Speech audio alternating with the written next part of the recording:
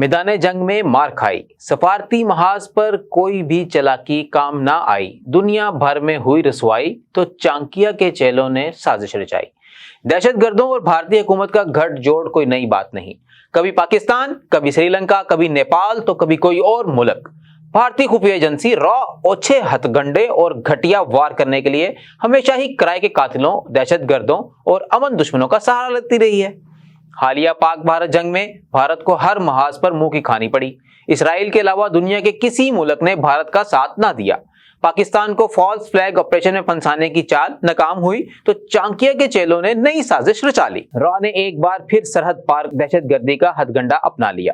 پہلے BLA کے ذریعے بلوچستان میں حملے کی کوشش کی، پھر شہر میں گھس کر دہشت پھیلانے کی کوشش کی۔ ایک بچے کو شہید کرنے کے بعد ہی سیکیورٹی فورسز کے ہتھ گنڈے میں آ گئے اور ان بھارتی کارندوں کو موقع پر جہنم واصل کر دیا گیا۔ بلوچستان سے منہ کی پڑی تو رخ کیا گیا افغانستان کا، جہاں سے دہشت گردوں نے دہشت گردی کرتے ہوئے اسسٹنٹ کمشنر، تحصیلدار سمیت 5 پاکستانیوں کو شہید کیا اور سیکیورٹی فورسز پر بھی مختلف حملے کر کے بے امنی پھیلانے کی کوشش کی گئی۔ سیکیورٹی اداروں نے ابتدائی حملوں کے بعد KP میں بھی انٹیلیجنس اور سرویلنس تیز کی تو اطلاع ملی کہ افغانستان سے 30 دہشت گرد پاکستان میں موجود فتنہ الخوارج کے گنڈوں کی مدد کے لیے آ رہے ہیں۔ مستعد پاکستانی محافظوں نے بھرپور طریقے سے مانیٹرنگ کی اور پاکستانی سرحد میں داخل ہونے کی کوشش کرنے والے 30 دہشت گردوں کو جہنم میں پہنچا دیا۔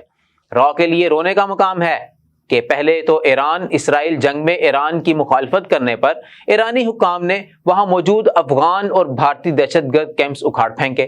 اس طرح BLA کو کمک ملنا بند ہوئی تو بلوچستان میں بے امنی کے واقعات میں ڈرامائی کمی آ گئی۔